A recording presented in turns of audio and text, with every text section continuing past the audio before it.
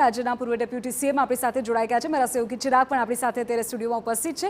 નીતિનભાઈ, પહેલું તો આપનું રિએક્શન, કારણ કે વિજય રથ રોકાઈ ગયો છે, આપની પહેલી કમેન્ટ.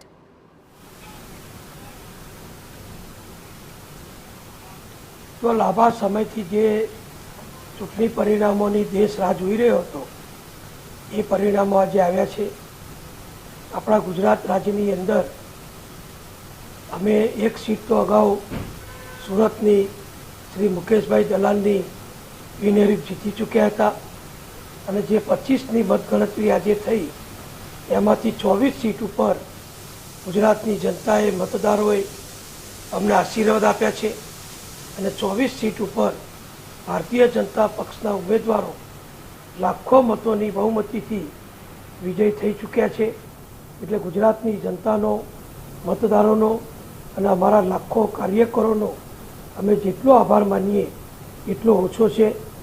આપણે બધા જાણીએ છીએ કે માનનીય નરેન્દ્રભાઈ મોદીજી હવે ત્રીજી વખત દેશના વડાપ્રધાન બનવા જઈ રહ્યા છે, ત્યારે સ્વાભાવિક ગુજરાતીઓને એનો ખૂબ મોટો આનંદ છે અને દેશનું નેતૃત્વ વડાપ્રધાન તરીકે નરેન્દ્રભાઈ ત્રીજી વખત કરી અને ભારતને વિશ્વની આર્થિક મહાસત્તા બનાવે, સુરક્ષિત બનાવે અને સન્માનપૂર્વક આત્મનિર્ભર બનાવે, એ માટે જે એમને વચનો આપ્યા છે, જે મોદીની ગેરંટી તરીકે આખા દેશમાં સ્વીકારાયા છે, એ વચનો હવે અમારી સરકાર પૂર્ણ કરશે. ઓકે નીતિનભાઈ, હવે એક સવાલ એ વાતનો છે કે નથી 400+ તો લક્ષ્યાંક પાર પાડી શકાયો, ન 370થી વધુ બેઠકો આવી, ન ગુજરાતમાં હેટ્રિક લાગી કે ન તો 5-5 લાખની લીડ ઉમેદવારોએ મેળવી. આ તમામ નિરાશાજનક પરિણામ વિશે તમે હવે ભાજપના નેતાઓને શું સલાહ આપશો?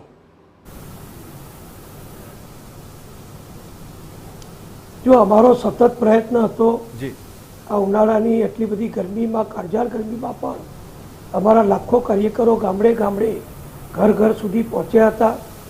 પરંતુ ગમે તે કારણસર એ સત્ય છે, વાસ્તવિકતા છે કે અમે જે નિર્ધારિત કરેલો વિજય છે એના લક્ષ્યાંક સુધી અમે પહોંચી શક્યા નથી અને અમે અમારા ગુજરાતના વિકાસ માટે અમારી સરકાર, ભૂપેન્દ્રભાઈની સરકાર દ્વારા, મોદી સાહેબની સરકાર દ્વારા સતત પ્રયત્નો ચાલુ રાખીશું. પ્રજાની વચ્ચે જવાનું અમારા કાર્યકરો ચાલુ રાખશે અને આવનારા સવાલ એ વાતનો હતો કે આખરે ચૂક ક્યાં થઈ ગઈ? ક્યાંક તો ચૂક તમને જણાય છે, વરિષ્ઠ આગેવાન તમે છો બીજેપીના, ક્યાંક ચૂક તમને લાગે છે કે અહીંયા ચૂક થઈ ગઈ છે, આ નોંધું કરવા જોઈતું હતું, આ કરવા જોઈતું હતું? તો આજે અત્યારે પરિણામો આવ્યા છે એટલે એકદમ એના કારણો વિશે અભિપ્રાય આપવો થોડો વહેલો પડશે. અમારી પાર્ટી સંકલન કરશે, અભ્યાસ કરશે અને સ્વાભાવિક છે કે અમે જે ઈચ્છતા હતા એટલા લાખો મતોથી અમારા ઉમેદવારો વિજય પ્રાપ્ત નથી કરી શક્યા.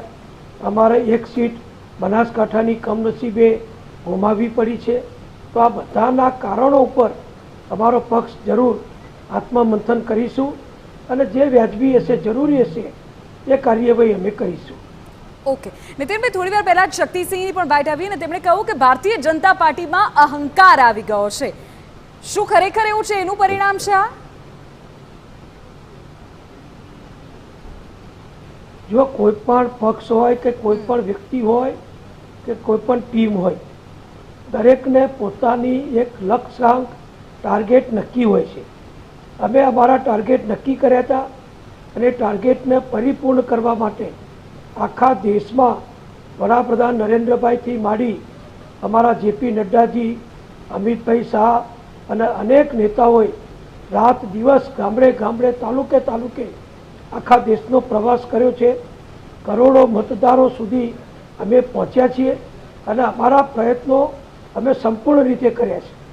કદાચ એમાં થોડી કચાશ રહી ગઈ હશે તો મેં કહ્યું એ પ્રમાણે એનું આત્મમંથન કરી અને એના ઉપર ચોક્કસ આગળ ઉપર નવી કાર્યવાહી કરી. ટૂંકમાં ભાજપ માટે હવે આત્મમંથનનો ચોક્કસ વિષય આખો બનશે. નીતિનભાઈ, રામ મંદિરનો મુદ્દો જે ભાજપે ખૂબ ગજાવ્યો હતો, ગજવ્યો હતો સભાઓમાં, ઉત્તર પ્રદેશમાં આખો મુદ્દો ચાલ્યો નહીં.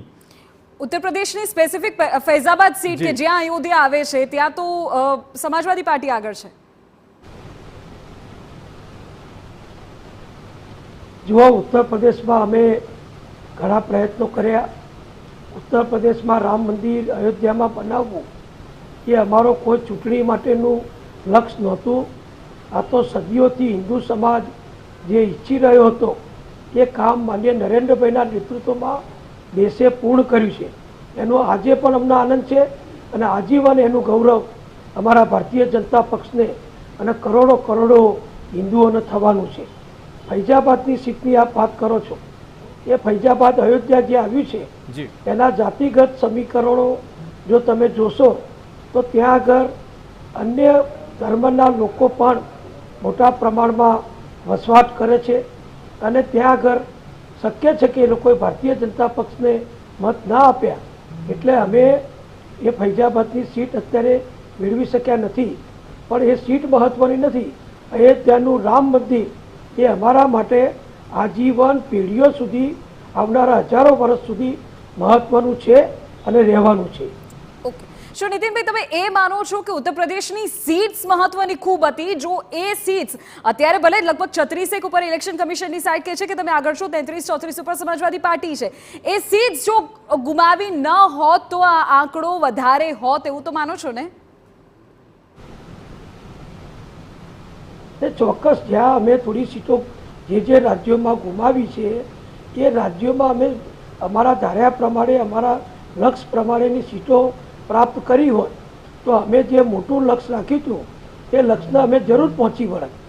લક્ષ્યમાં જે ખામી રહી છે એના કારણે જ આ સીટો અમારા મૂળ લક્ષ્ય કરતાં ઓછી દેખાઈ રહી છે. ઓકે નીતિનભાઈ, એક સવાલ એ વાતનું એક આકલન ચોક્કસ થઈ રહ્યું છે કે જે ક્લીન સ્વીપ હતી ભાજપની, ગુજરાત હોય, રાજસ્થાન હોય, જ્યાં મોટાભાગની બેઠકો તમારા પક્ષમાં હતી, મહારાષ્ટ્ર હોય, મધ્યપ્રદેશ હોય, એવા રાજ્યોમાં ક્લીન સ્વીપ નથી થઈ શક્યું. બીજી બાજુ સાઉથને મેળવવા જતાં આ જે ક્લીન સ્વીપવાળા રાજ્યો છે એ પણ ગુમાવવા પડ્યા છે. જો મેં અગાઉ આપના ત્યાં જે એક ઇન્ટરવ્યુમાં કહ્યું હતું કે અમારો પ્રયત્ન સંપૂર્ણ છે પણ અમે ઘણા રાજ્યોમાં રાજ્ય સરકારો પણ ચલાવીએ છીએ.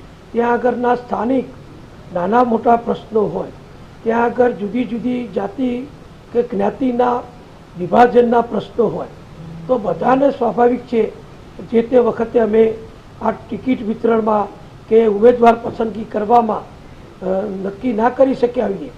અને સ્થાનિક જે કારણો આવ્યા એ સ્થાનિક કારણો શું હતા, એને કેટલી અસર કરી, એ તો મેં જેમ ગુજરાતમાં કહ્યું કે અમે બધું અભ્યાસ કરીશું એમ અમારી રાષ્ટ્રીય ભારતીય જનતા પક્ષ પણ આખા દેશના પરિણામો ઉપર અભ્યાસ કરશે, એનું મૂલ્યાંકન કરશે અને એનાથી જ આવનારા સમયમાં જ્યાં જ્યાં અમારી નાની મોટી કોઈ કચાશ રહી ગઈ હશે તો એ કચાશ સુધારવાનો અમે પ્રયત્ન કરીશું. નીતિનભાઈ, અંતિમ સવાલ, જેમ તમે તમારી વાતોમાં ઘણી બધી વખત જાતિગત સમીકરણની વાત કરી, અન્ય ધર્મના લોકોની વાત કરી, તો તમે જે ગેરંટી આપી રહ્યા છો કે સૌનો સાથ સૌનો વિકાસ, એ વોટ બેંકમાં પરિવર્તિત થતું નથી. ગુજરાતમાં પણ તમે જોઈ લો, જ્યાં જ્ઞાતિ જાતિ ચાલી ત્યાં કોંગ્રેસે બેઠક મેળવી લીધી છે, બનાસકાંઠાની બેઠક. તો લાગે છે કે માત્ર વિકાસના વાયદાઓથી અથવા તો વિકાસના ફુગ્ગાથી વોટ નહીં જ મળે.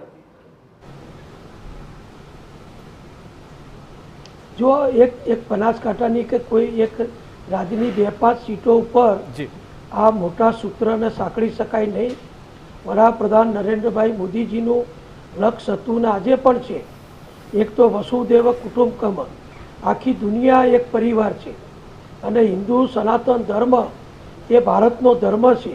એવી જ રીતે સૌનો સાથ, સૌનો વિકાસ, સૌનો વિશ્વાસ અને સૌનો પ્રયાસ એ અમારું એક લક્ષ્ય છે. એમાં ચૂંટણીમાં કોઈ મત આપે કે ના આપે એ અમે પણ જાણીએ છીએ કે કેટલાક ધર્મના લોકો, કેટલીક જ્ઞાતિ જાતિના, કેટલાક રાજ્યના લોકો સરકારની અમારી બધી યોજનાઓનો બધો જ લાભ લે છે છતાં અમને મત નથી આપતા. તો એનાથી અમે ડરતા નથી. અમે તો સૌનો સાથ અને સૌનો વિકાસ કરી સૌને સુખી કરવામાં માનીએ છીએ. એટલે અમારી એ કામગીરી હજુ પણ ચાલુ રહેશે અને આજે નહીં તો આવનારા સમયમાં જેમને અમારા દ્વારા લાભ મળ્યો છે, અમારી સરકારની યોજનાઓ દ્વારા જે લોકો સુખી થયા છે એ બધા આવનારા સમયમાં ભાજપને સંપૂર્ણ મદદ કરશે, સહયોગ કરશે એવો અમને વિશ્વાસ છે. ઓકે, આભાર નીતિનભાઈ મારી સાથે